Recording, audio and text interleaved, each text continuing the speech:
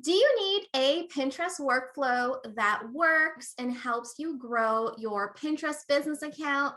Are you looking for a simple Pinterest strategy that you can follow step by step? Do you need help figuring out what your Pinterest routine should be? What should you be doing every day, every week? What about every month or season? Hey bosses, it's Natalie Bardo, your Pinterest coach here. And in today's video, I'm going to be breaking down my Pinterest workflow.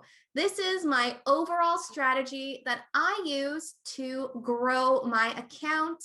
So if you love Pinterest tips, don't forget to give this video a thumbs up and to, of course, subscribe because I love being your Pinterest coach and I've got new videos coming your way every single week all about Pinterest. So if you're ready to take a peek behind the scenes, if you're curious, and I get a lot of questions about this, asking me, okay, how often do you pin, Natalie? What are you doing every week? I also get a lot of questions about how do I start? Like, what should I do first for Pinterest? So in this video, I'm going to be breaking down my Pinterest routine, my Pinterest workflow. It's my strategy that I have been using consistently for a couple of years now. I've been on Pinterest for over 4 years, and this is the strategy that has really worked for me. So let's talk about my Pinterest routine and workflow.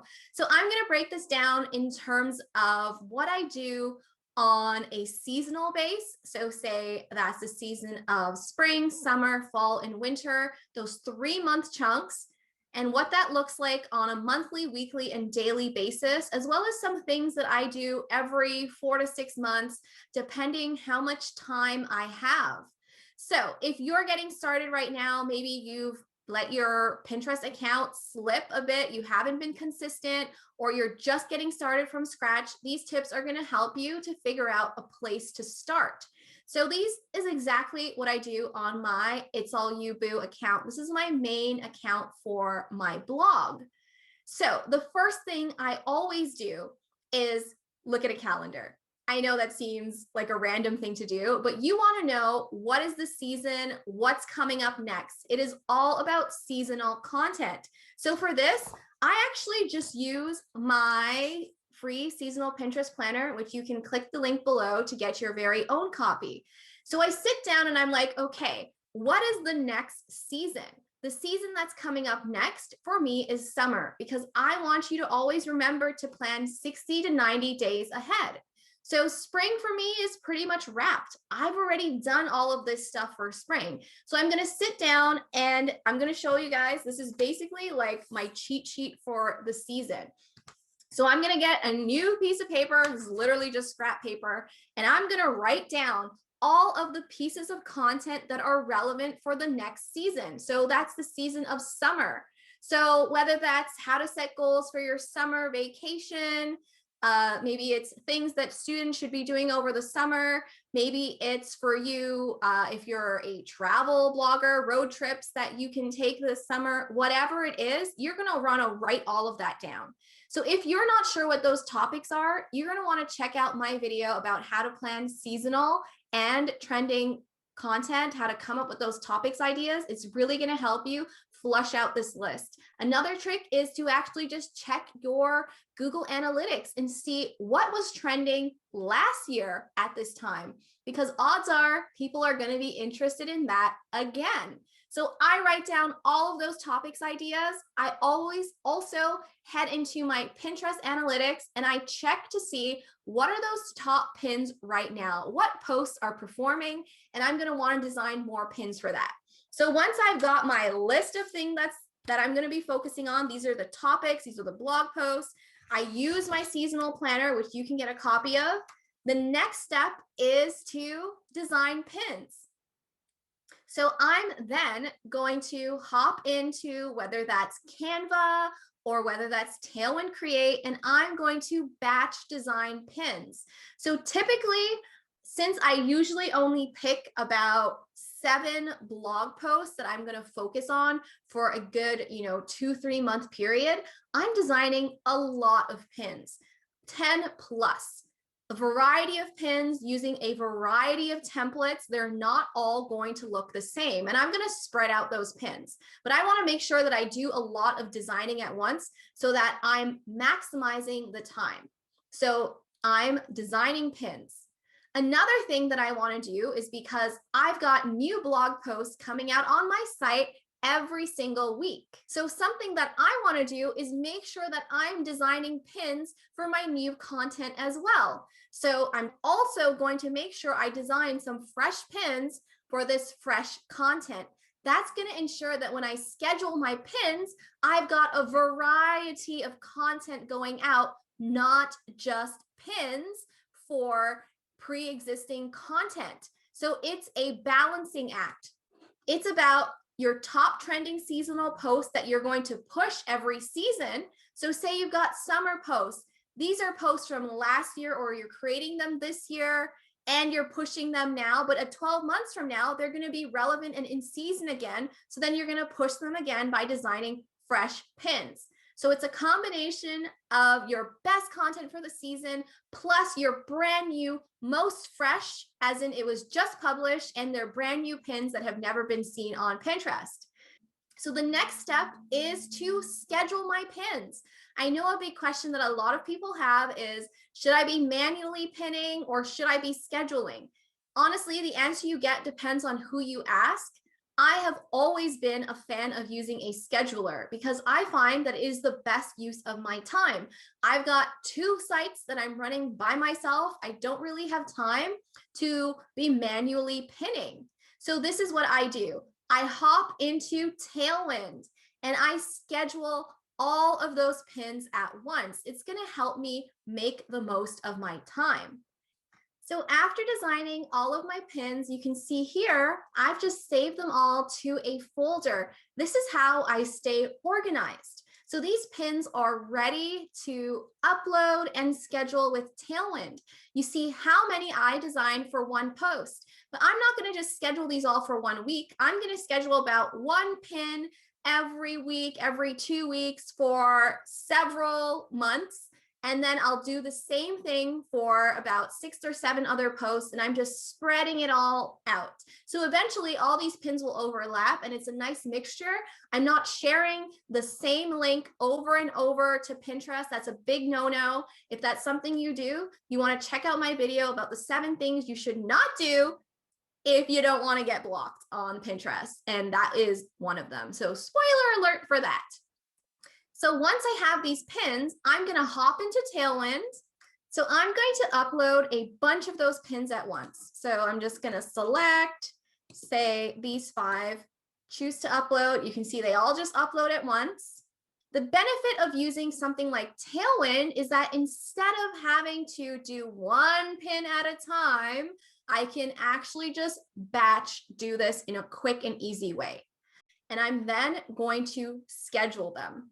So usually I will just pick a date. So say that I'm going to send these all out June 15th, July 15th, September 15th, October 15th. That way I know that the posts are scheduled, and because I have so much content, I'm then able to sprinkle them throughout. So that's how I schedule my posts. So you can see that I have my posts all scheduled. A question that I get a lot is, how many pins per day are you scheduling, Natalie? So it depends on the day, but it's roughly around 4 to 6 pins per day. So what is the breakdown of those pins? Some are quotes, some are standard image pins like the ones we just put out in Tailwind, and a few of them are also video pins. It's also really important for you to diversify the types of pins that you're creating. So those are standard image. You can do some video pins. You can also do story pins. So you can see here on my profile, I've got a diversity of pins going out. It doesn't look repetitive. The links are not repetitive. We can also see here that I have some scheduled pins going out directly on the Pinterest website. I like to do my video pins here because I'm able to add some tags to the pins that I can't do that on Tailwind or with any other scheduler. It's usually 1 or 2 a day. That's what I add in addition to those pins that I have going out on Tailwind. If you're wondering how many pins should be your pins versus repinning other people's pins, you definitely want to prioritize your own content. So instead of saying, hey, Natalie's doing 4 to 6 pins, I'm going to do 4 to 6 pins a day, you want to figure out whether you can only pin 2 fresh pins a day, 1 fresh pin a day, 5 fresh pins a day. It's up to you how much content you have. So back to my first point, how many pins you have designed, second point, and how much time you have to schedule them. So you do what's right for you. Not every single person needs to be pinning the exact same amount of pins. All of our accounts are different. It's all about being consistent. That needs to be the similar factors between you and I. I can consistently pin this amount of pins. So make sure that whatever amount of pins you decide to pin, that you can do that consistently. That is key to growth on Pinterest, being consistent. So a next thing that I do, which I encourage you to do, is add pins to Tailwind communities. Instead of repinning your own pins, I want you to get others to repin your content for you. It's so important. So back on my profile, you know those pins that I have going out just now that maybe they are not getting very much action, and yours could be too. The majority of my pins don't do amazing, but that's fine. I just need a few of them. So what I do is then I take these new pins and I'm adding them to Tailwind communities so other people can repin them. This is an essential step of my Pinterest workflow. Every day I take a few minutes to add a handful of pins to Tailwind communities. That's it. Doesn't take a lot of time, super easy to do. And then I always find that within the week of me adding all of these pins to my Tailwind communities, my number of repins go way up and some of these pins start to take off. Tailwind communities is key to my Pinterest strategy, to my Pinterest workflow. It's what I do each and every day. It's one of those key tasks. So if you have not joined Tailwind, the benefits, and it's something I talk about because I genuinely love it. I've been using it for so many years and it's given me the control over my time, where I can schedule ahead. I don't have to stress out about Pinterest every day. So you have the Tailwind scheduler and you also have the Tailwind communities, and you have Tailwind Create, which is a tool that you can use to batch design your pins. So if you still haven't used Tailwind, be sure to click my link and you can start your free trial. You don't even need to enter any payment information. You just log in with your Pinterest account. They're a preferred partner, so don't worry, it's safe. You won't get into trouble. And that's how you can use it to design pins, schedule pins, and add pins to Tailwind communities. Okay, so I've told you what I do on every 3-month, 4-month chunk when I'm working on the seasons. I tell you what I do to how I plan out my content by listing all my top posts, how I then use this calendar to plan out seasonal content, how I then schedule those pins. And something else that I do, because I do run some of my own Pinterest groups and Tailwind communities that you can request to join, I make sure that I do reply to all the requests I get. I vet my entries. I then add everyone to my groups and my Tailwind communities. I boot out anyone who's breaking the rules. So that's something that I also do. I also then make sure I leave any Tailwind communities that are not performing well. I leave Pinterest groups. So these are things that I'm doing on a more 4 to 6 month basis because I don't really have that much time. So that's it. That is my Pinterest workflow, top to bottom. It's my strategy that I use to not only have consistent viral pins, but to stay consistent on the platform. I really hope that this helps. If you have any questions about what you should be doing in your own Pinterest daily routine, what you can do as a strategy for getting started, or if you've got questions about my workflow, be sure to leave those down below. And of course, while you're at it, give this video a thumbs up. Be sure to like it. Let me know if it was helpful. And don't forget to subscribe to my channel because I am so happy to be your Pinterest coach. And if you want to keep training, be sure to check out this video right here. It's going to be helpful for you and you're going to enjoy those Pinterest tips. So I'll see you in the next video.